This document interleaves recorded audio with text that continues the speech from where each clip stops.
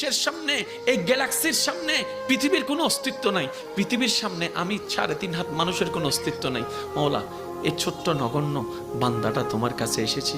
মওলা, মা তো ফেরাই দেয় না, মায়া করে। তুমিই তো বলেছো মায়ের চেয়ে 1000 গুণ বেশি তুমি বান্দাকে ভালোবাসো, বান্দাকে ভালোবাসো। ও মাওলা, তুমি দৌড়াই দিলে কার কাছে যাব? তুমি রহমত না করলে কে রহমত করবে? তুমি ফিরাই দিলে আমি কার কাছে যাব?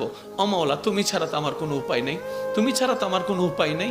ও মাওলা, এবার বান্দা চোখের পানি ফেলে ফেলে কান্না করতেই আছে। সে কান্নার আওয়াজটা দুনিয়ার জমিনে ডানাও যদি 1 হাত না যায় হতে পারে, কিন্তু সেই আওয়াজটা রব পর্যন্ত পৌঁছায় যাচ্ছে, রব পর্যন্ত পৌঁছায় যাচ্ছে।